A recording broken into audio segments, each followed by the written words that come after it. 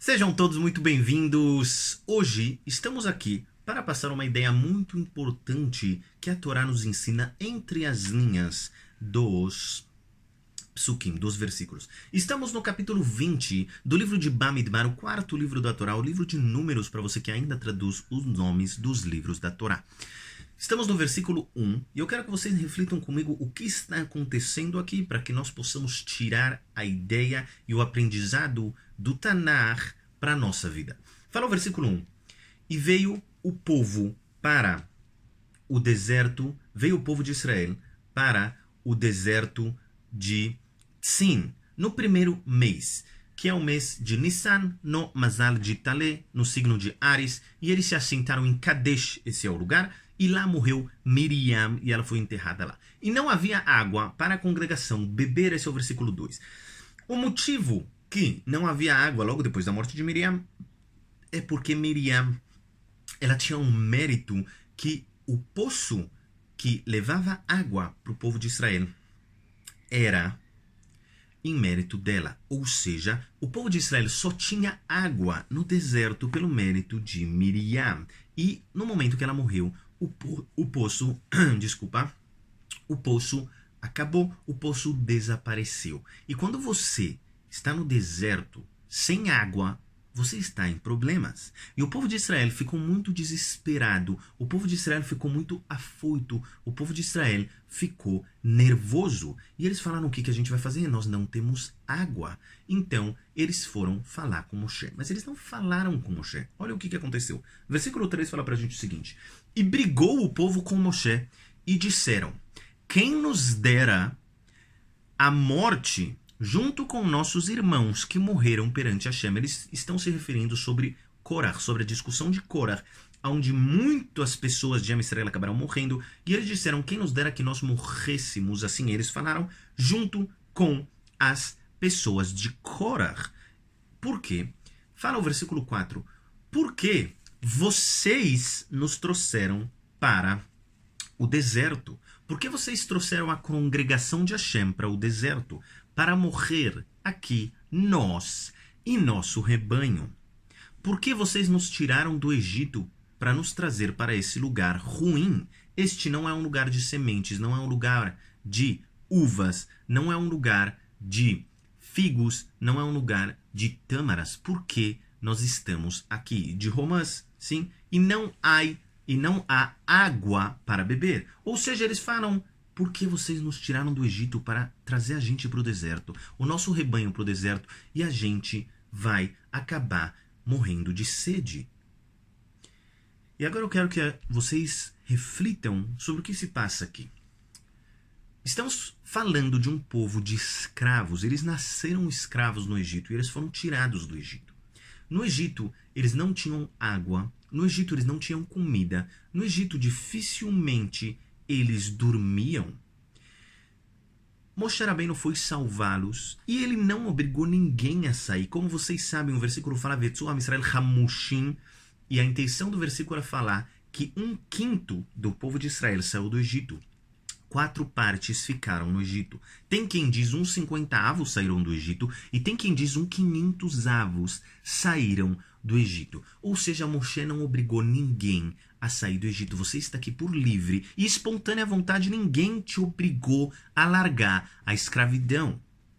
E você não tinha rebanho antes de sair do Egito. Na saída do Egito você ficou rico. Na saída do Egito os egípcios te deram como presente, pelo desespero deles, todos os rebanhos que eles tinham e todo o dinheiro que eles tinham. E você saiu de um escravo para uma pessoa muito rica. E agora você vem para Moshe Rabbeinu e fala: por que você me tirou do Egito? Por que você me trouxe para o deserto para eu e meu rebanho morrer de sede? E eu falo assim: você é bobo.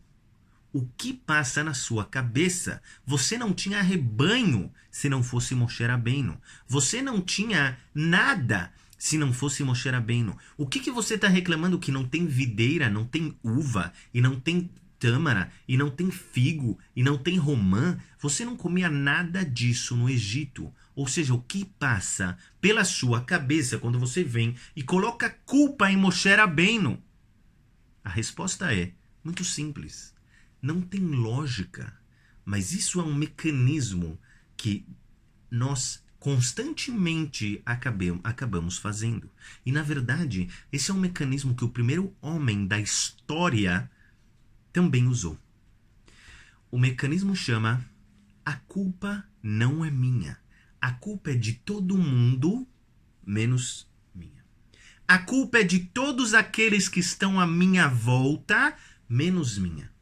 Ou seja, a pessoa acaba fazendo alguma coisa errada e é claro nos olhos de todos que foi ele que fez aquilo errado, mas ele fala assim: você me deixou nervoso, você me irritou, por isso eu fiz, você falou isso, por isso eu fiz, você... A culpa nunca é minha, a culpa sempre é de outra pessoa. E foi exatamente isso que Adam Arishon falou. Hashem pergunta para Adam Arishon e fala: por que você comeu do fruto proibido? Eu te falei para não comer. Adam Arishon devia falar: você tá certo, Hashem, eu errei, eu comi. Adam Arishon falou: não, a mulher que você me deu para eu de comer. É verdade, a mulher deu para ele comer, mas a mulher não prendeu ele e enfiou a fruta proibida, o fruto, sim, proibido, na boca de Adam Arishon e obrigou ele a mastigar e obrigou ele a engolir.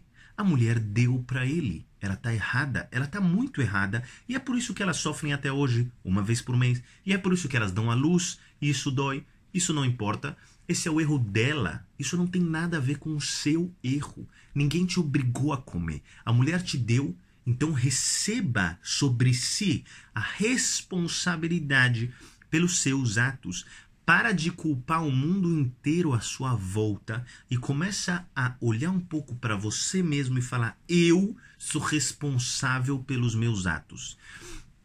Outro dia eu vi uma coisa muito, muito, muito interessante, engraçada e ao mesmo tempo tão real.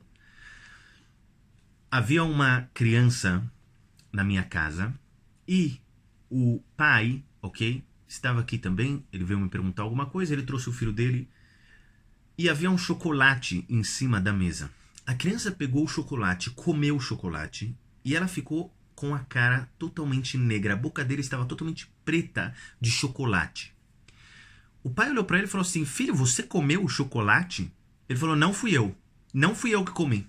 E aí ele olhou para uma outra criança que estava aqui em casa e falou: foi ele. Foi ele que comeu o chocolate.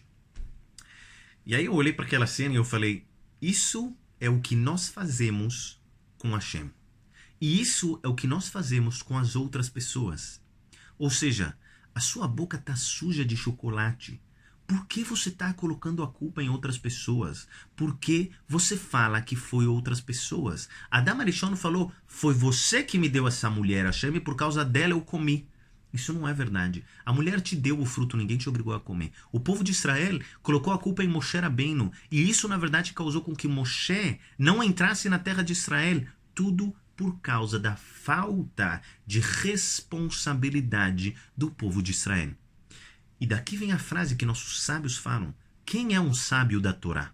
Quem é o sábio da Torá? Será que o sábio de Torá é aquela pessoa que ele lê muito? É aquela pessoa que ele somente estuda muito?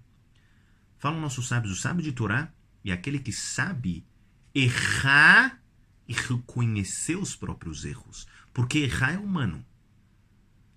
Fugir dos erros é um erro muito pior. Você pode errar, receba a responsabilidade pelos seus atos, e aí é possível fazer teshuvá. Aí é possível se arrepender dos seus próprios atos. Quando você acha que a culpa é dos outros, você nunca vai se arrepender, porque não foi você, não foi você. E foi isso que aconteceu com o povo de Israel, foi isso que aconteceu com Adam Arishon, infelizmente é isso que acontece diversas vezes conosco. Receba a responsabilidade, seja a responsabilidade do seu casamento, para de botar a culpa na sua esposa e para de botar a culpa no seu marido. Receba a responsabilidade sobre o seu trabalho e para de botar a culpa no seu chefe ou naquela outra pessoa que trabalha com você. E principalmente, receba a responsabilidade sobre a sua vida. Você não fica irritado e nervoso por causa dos outros. Os outros fazem coisas que podem te irritar, mas no final quem decide se irritar é somente você.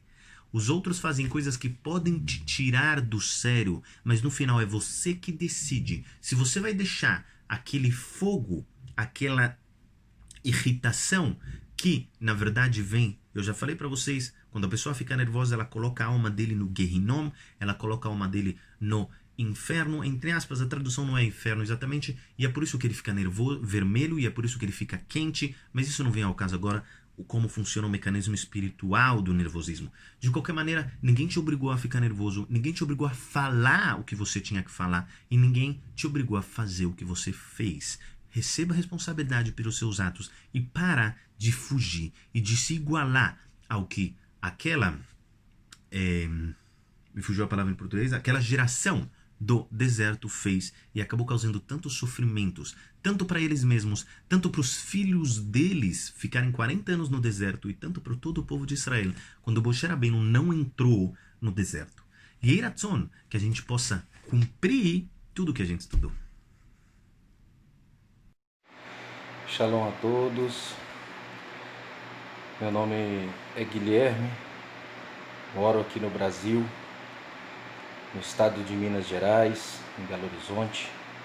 Eu vim aqui hoje para compartilhar com vocês o que eu sinto dentro da minha alma, a alegria que sinto, pelo menos tentar compartilhar com vocês, que eu acho que se usar qualquer palavra ainda vai ser pouco para externar aquilo que minha alma vem sentindo.